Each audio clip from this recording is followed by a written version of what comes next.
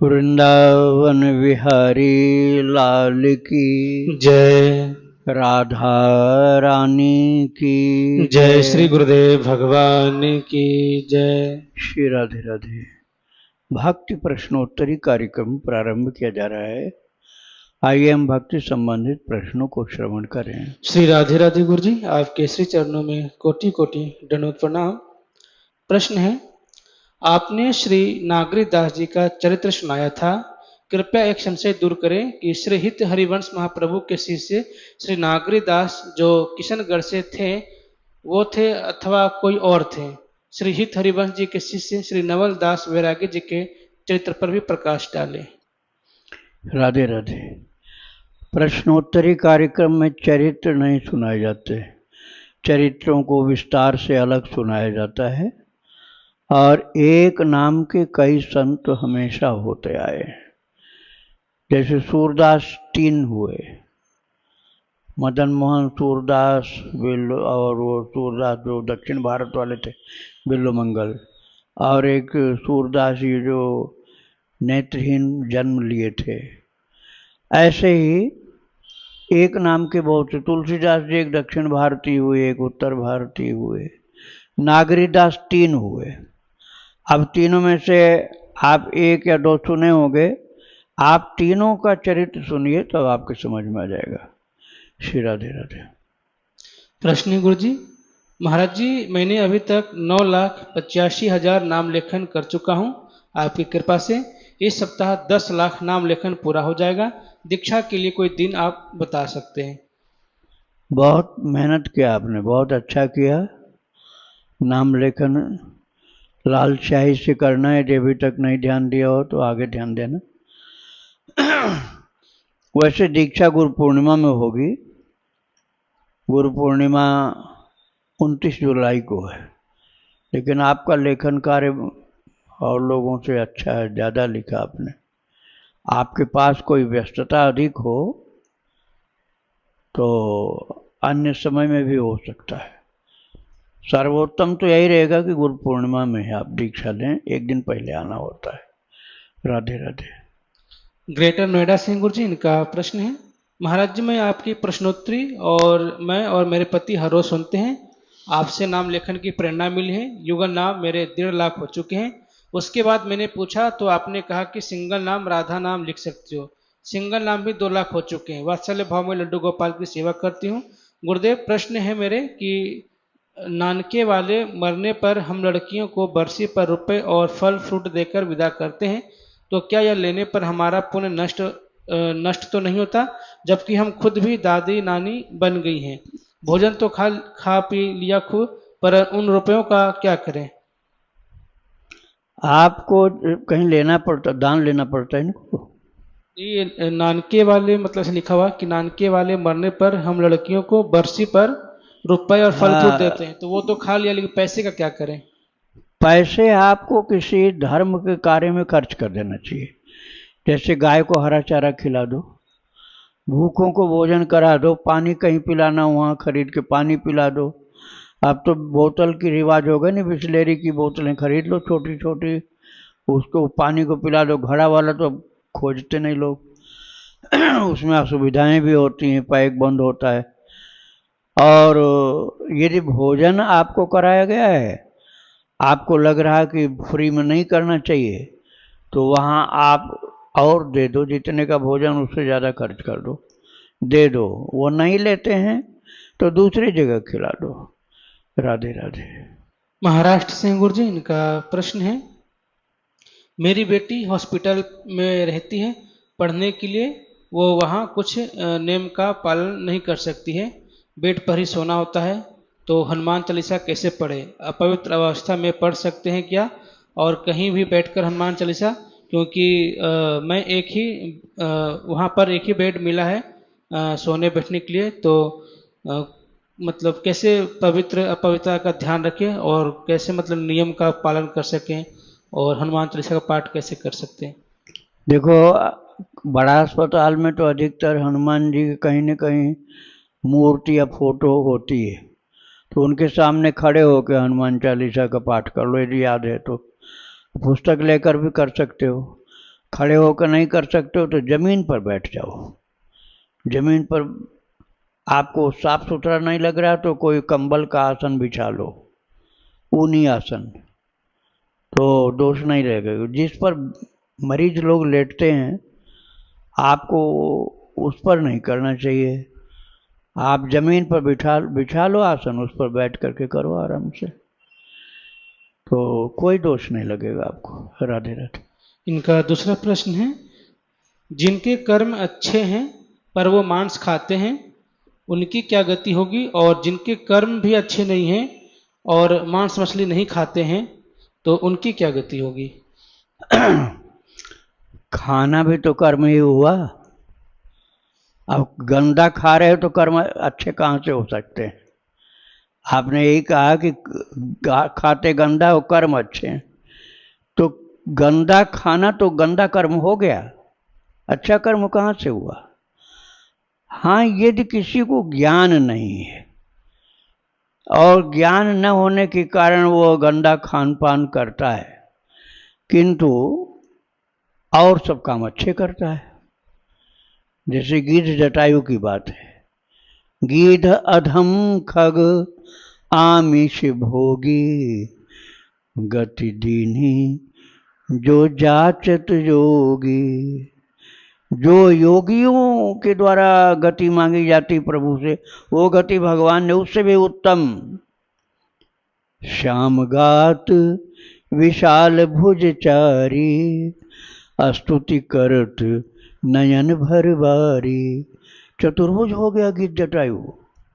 जब भगवान राम जी ने उसको मुखाग्नि दी है तो तुरंत वहीं चतुर्भुज वो पार्षद बन गया। अब तुलसीदास जी कह रहे हैं कि अधम खग और आमिष भोगी, आमिष मतलब मांसाहारी था, किंतु उसको उसका शरीर ही था मांसाहार करने वाला।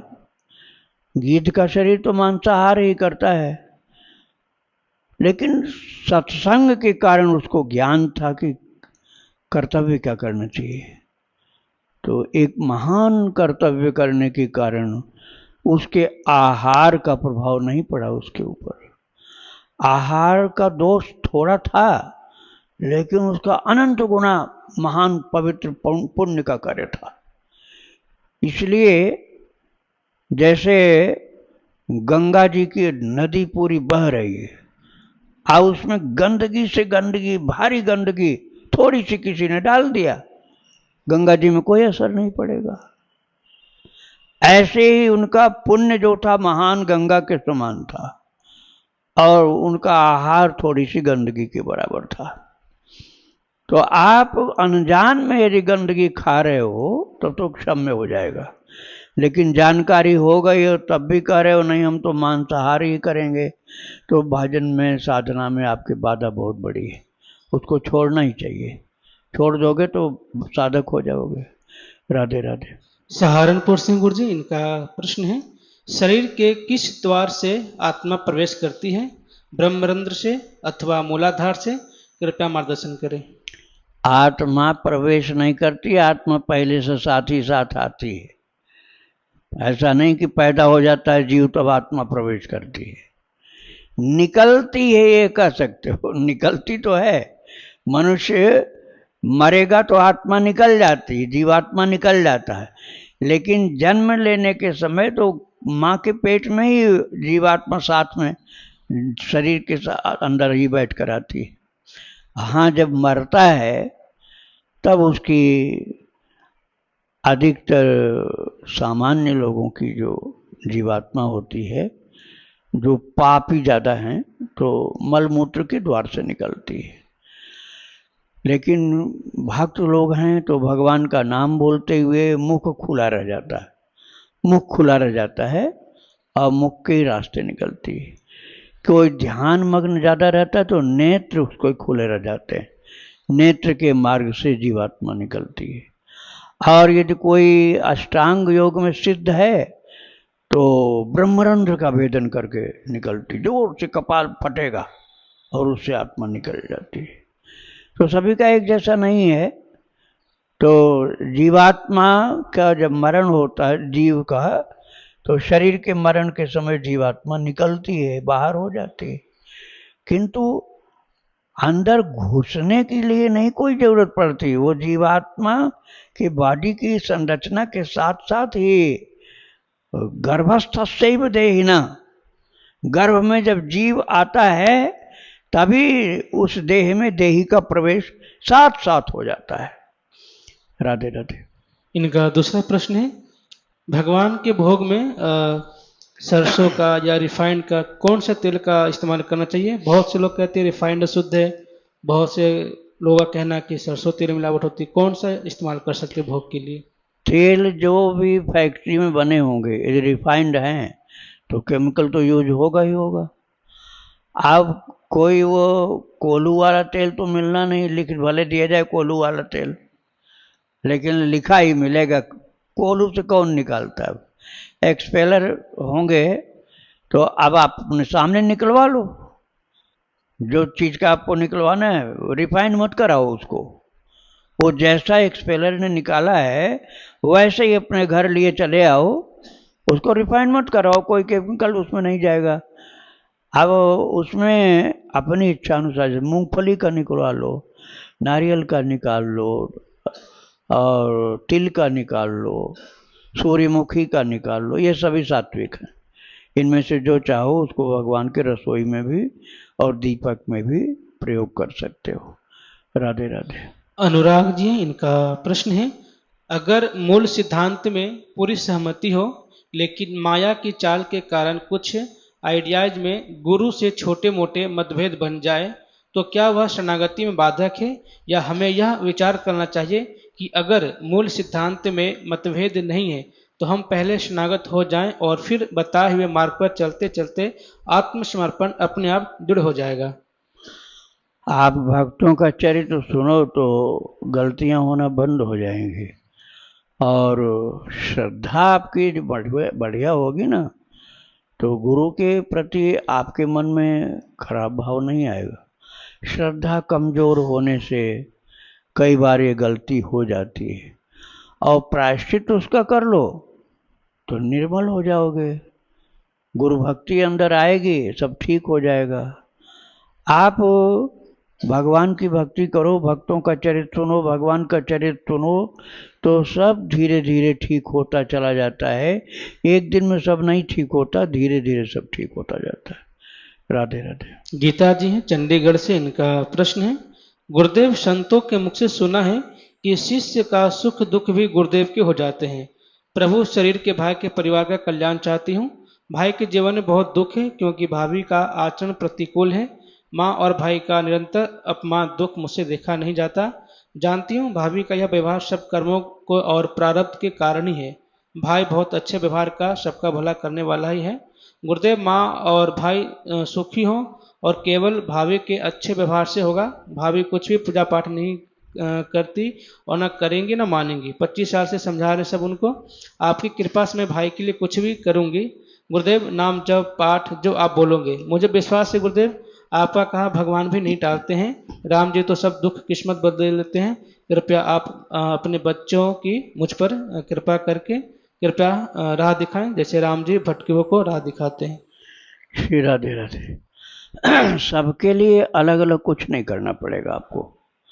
आप सोच रहे हो कि एक एक को ठीक करना होगा, जो गलत है उनको सही करना होगा, ऐसा सबके लिए नहीं करना होगा।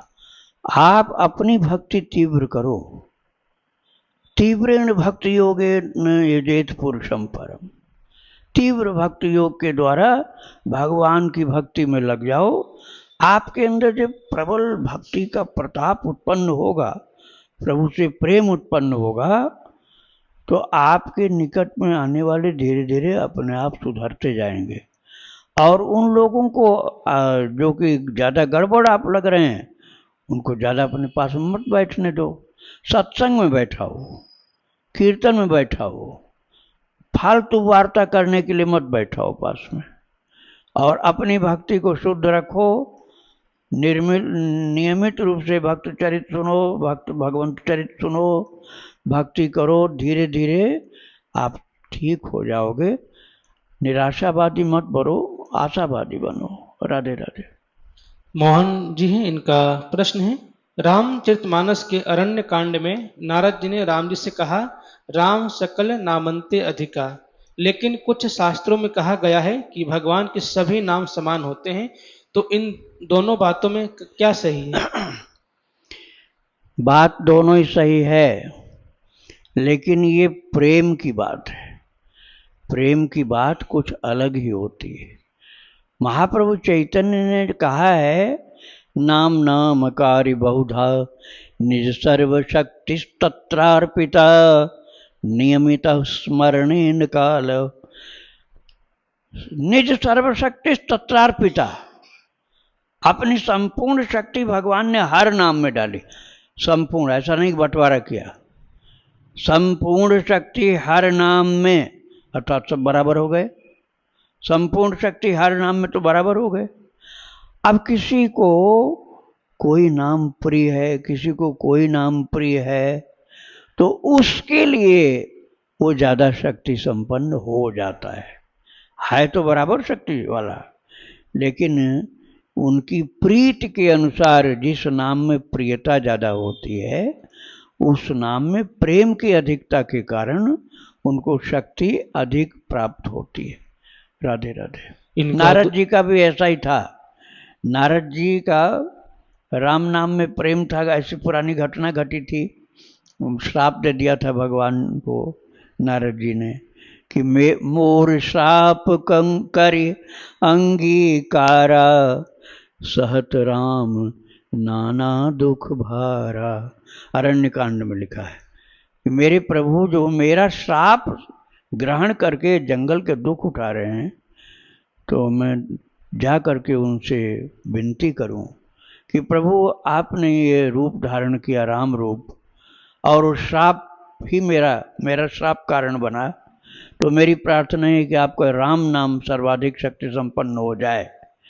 तो नारद जी के लिए हो गया। जो भी राम प्रेमी होगा, राम नाम प्रेमी होगा, उसके लिए राम नाम, लेकिन जो कृष्ण नाम प्रेमी होगा उसके लिए कृष्ण नाम में शक्ति कम नहीं होगी, उसके लिए कृष्ण नाम में शक्ति कम नहीं होगी। अब जिस नाम में प्रियता आपकी ज्यादा है, वही नाम आपके लिए ज्यादा शक्तिमान हो जाएगा। राधे राधे। इनका दूसरा प्रश्न है महाराज जी, मैं लगभग 1 साल पहले इस्कॉन मंदिर में माला लेने गया था।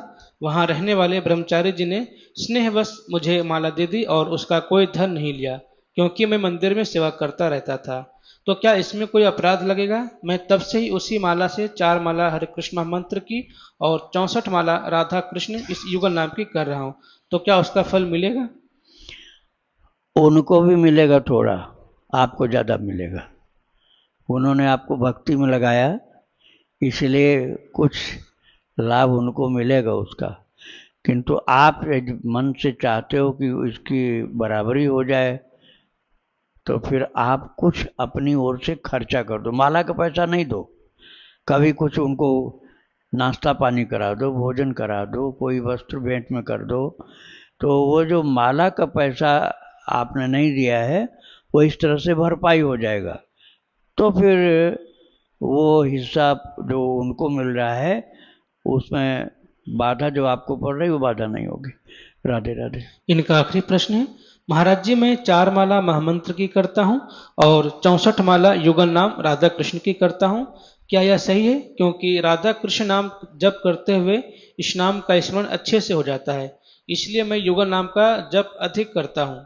लेकिन कभी कभी लगता है कि कई संत और भक्त अधिकतर महामंत्र ही जपते थे, तो क्या महामंत्र से भगवान की प्राप्ति जल्दी होगी या राधा कृष्ण नाम से भी हो जाएगी? क्योंकि युगल नाम जप के द्वारा भगवान की प्राप्ति का कोई विशेष चरित्र मैंने नहीं सुना है।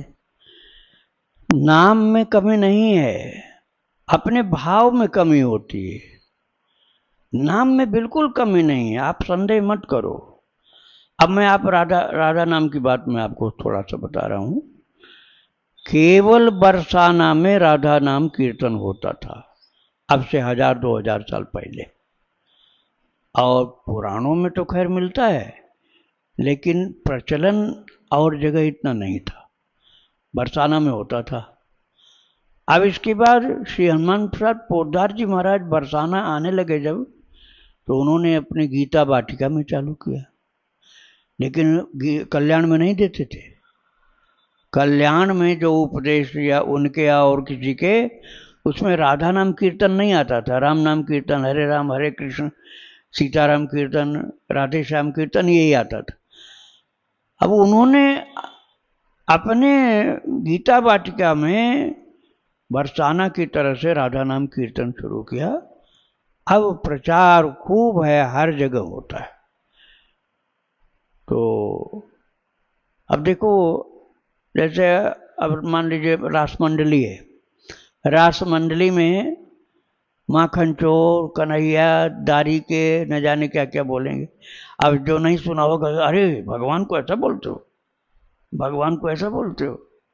अब जो सुना होगा तो हंसेगा, खूब खूब हंसेगा। लो आज जोड़ा सही मिला है, दोनों सखा जो है एक गुत्थम गुत्था हो रहे, वहां प्रेम हो रहा है।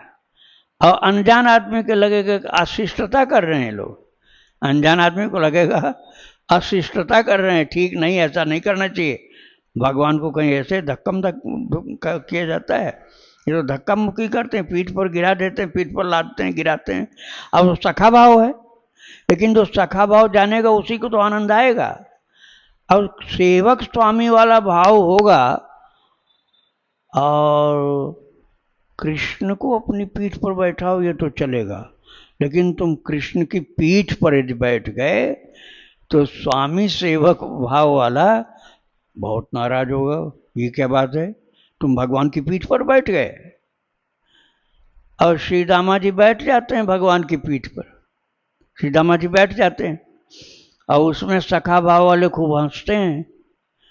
खेलन में कह काको गोसैया, सूरदास जी कह देते हैं, खेलने में कौन छोटा बड़ा है।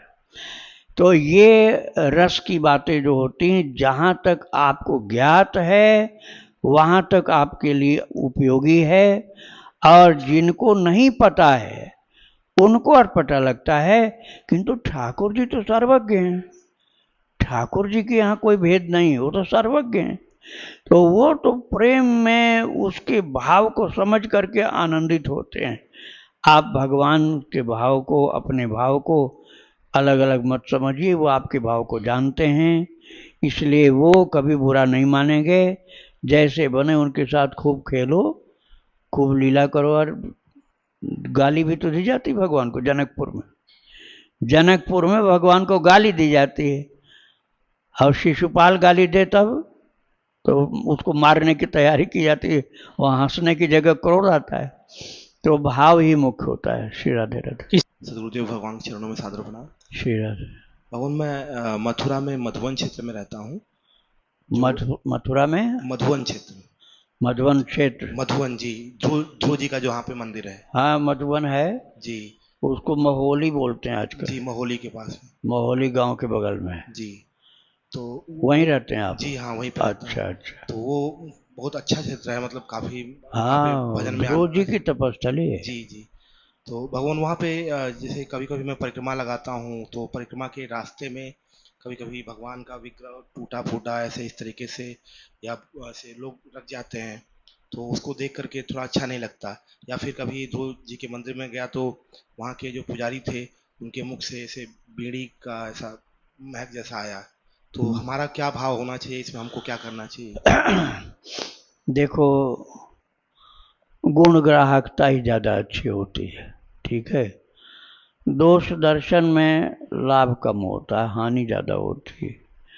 इसलिए अपने को भाई उन संत की संतत्व को विचार करो कि उन्होंने घर छोड़ा, परिवार छोड़ा, भजन कर रहे हैं, ध्रुव जी की तपस्थली पर रह रहे हैं, उनके इन तप के, वैराग्य की चीज़ों को याद करके बस उनको प्रणाम कर लो। उनकी बीड़ी को नहीं याद करो। और अच्छी अच्छी चीज़ें भी तो हैं उनके पास, उनकी भक्ति है, त्याग है, तपस्या है, वैराग्य है, उसको याद कर लो। बीड़ी हो सकता है 10-20 दिन बाद, महीने 2 महीने बाद छूट जाए। अब उनकी बीड़ी तो छूट गई कुछ महीने बाद, और आपकी नहीं छूटी। आपके दिमाग में वो बसा रहा कि वो संत बीड़ी पीते हैं। अरे कोई अच्छा संग मिलेगा, बीड़ी छूट जाएगी उनकी, और भक्ति पहले से कर रहे हैं। इसलिए हम किसी के दोष को न देखें, हो सकता है वो इतनी स्पीड से आगे चलें कि हमसे भक्ति में आगे जाएंगे, फिर हम छोटे पड़ जाएंगे। तो हम पहले ही प्रणाम कर ले रहे हैं कि महान हो आप, एक सुंदर सी भगवान ने छवि आपको दी है, डिठौना जरा सा लगाया, जरा सा डिठौना लगाया कि सुंदरता को नजर न लग जाए। तो सुंदरता को नजर न लग जाए इसलिए जरा सा काजल का एक टीका लगा दिया। अब काजल के टीका को न देखो आप तो सुंदरता ही सुंदरता है। अब काजल के टीका को आपने देख लिया, अरे कौन लगा दिया कालिक, तो कालिक लगा दिया ठाकुर जी नजर न लगे इसलिए। अपने विरक्त साधु की ठाकुर जी रक्षा कर रहे हैं इस बहाने। तो हमको तो प्रणाम कर लेना, भले वो चिलम पीते हों। अरे क्या पता चिलम कल छूट जाएगी और अच्छे संत बन जाएंगे, या पहले से छूटा हुआ है, झूठ मूठ का उन्होंने किया होगा, एक्टिंग किया होगा कि हम भी पीते हैं गांजा या बीड़ी, ऐसा मान करके अच्छा मानना चाहिए, शुभ दर्शन करना चाहिए। राधे राधे। जय श्री राधे महाराज जी। मैं ये पूछना था, एक तो माला से जप होता है और दूसरा मन से होता है जाप, तो प्राण जप कौन सा होता है, जो प्राण से भी होता है कोई? प्राण, जो प्राण का मतलब होता है ऊर्जा, शरीर में जो ऊर्जा है उसी को प्राण कहा जाता है। प्राण जो जीवात्मा को नहीं कहा जाता, जीवात्मा निकल जाए तब भी शरीर छटपटाता है। क्यों छटपटाता है? क्योंकि अभी उसके अंदर प्राण अर्थात जो एनर्जी है बॉडी की वो अभी रह गई, जीवात्मा चला गया, लेकिन शरीर को मरने में थोड़ा टाइम लग रहा। ऐसे ही जिसमें ज़्यादा चेतना आपकी लगती है उसमें प्राण, सभी का एक जैसा नहीं होता है। जो खूब प्रेम से गा करके भगवान को पुकार रहे हैं उसमें प्राण शक्ति अधिक व्यय हो रही।